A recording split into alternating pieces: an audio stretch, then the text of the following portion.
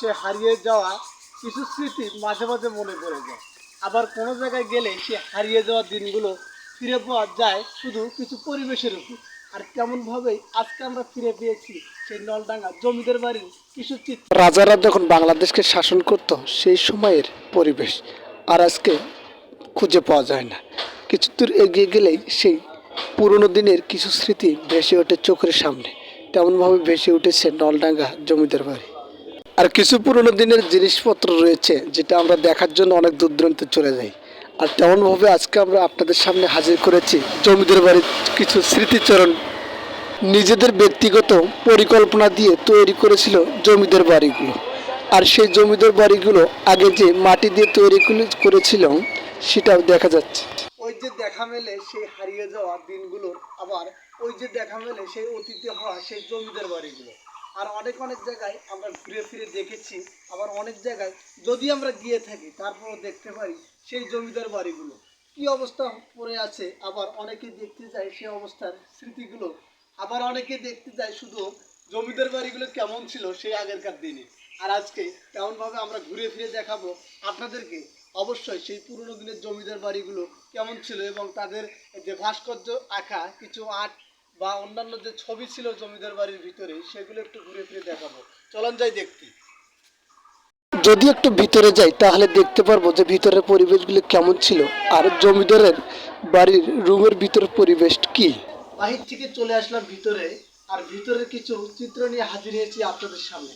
এই যে দেখতে পাচ্ছেন যে এই পিলারগুলো সে অনেক আগেরকার দিনের, সেই জমিদাররা যখন ছিল এই বাড়িগুলোর মধ্যেই তখনকার আমলে তৈরি করা তাদের নিজস্ব পরিকল্পনায় যে জমিদার বাড়ি, এগুলোই হচ্ছে সেই আমলের।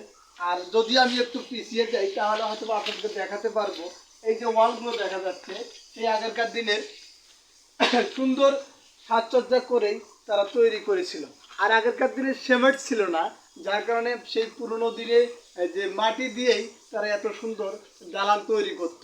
যদি একটু ঘুরে ফিরে দেখার চেষ্টা করি, এই যে একটা যে তাদের কিছু না কিছু রাখার স্থান হয়তো বা কোনো কিছু রেখেছিল এখানে, যেমন চতুর্পাশের দেয়ালেই কিছু এরকম জিনিস রাখার স্থান রয়েছে। এই যে পাশের দেয়ালটা এটা হচ্ছে এরকম। ভিতরে চলে আসলাম আর ভিতরের পরিবেশ একটু দেখলাম। এখন দেখে আবার চলে যাবো যে জমিদার বাড়ির ভিতরের পরিবেশটা কেমন ছিল সেই সময়। আমরা চলে যাচ্ছি, সাথেই থাকবেন। এই যে একটু একটু করে আমরা আপনাদেরকে দেখার চেষ্টা করতেছি সেই নলডাঙ্গা জমিদার বাড়ি।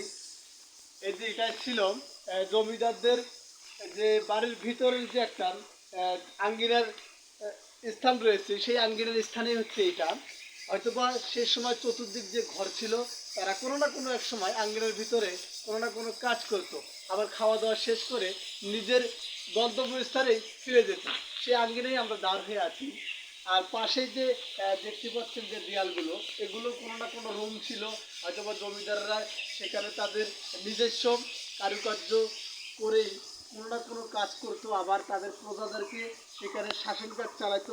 এভাবেই কিন্তু কেটে যেত জমিদারদের। শুধু বাড়ি যে দেখালাম এমনটা না, পাশেই রয়েছে কিছু গাছগাছালি, সেগুলো হয়তো আপনাদেরকে দেখার চেষ্টা করেছিলাম। আর আমার পাশেই দেখা যাচ্ছে সেই অনেক পুরনো দিনের সেই বট গাছ, সেই দেয়ালে ঘেঁষে লাগা সেই বটগাছগুলো দেখা যাচ্ছে। আর যদি একটু পাশে তাকিয়ে দেখি তাহলে আরও সৌন্দর্য ফুটে উঠেছে সেই ঐতিহ্যবাহী জমিদার বাড়িতে।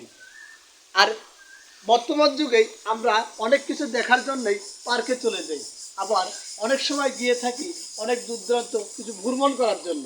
আর এই যে আগেরকার দিনে যে জমিদাররা বসবাস করেছিল সেই স্মৃতিগুলো কিন্তু এখন পর্যন্ত আমরা খুঁজে পাই না। আর আজকে সেই সন্ধানেই আমরা চলে এসেছিলাম নলডাঙ্গায়।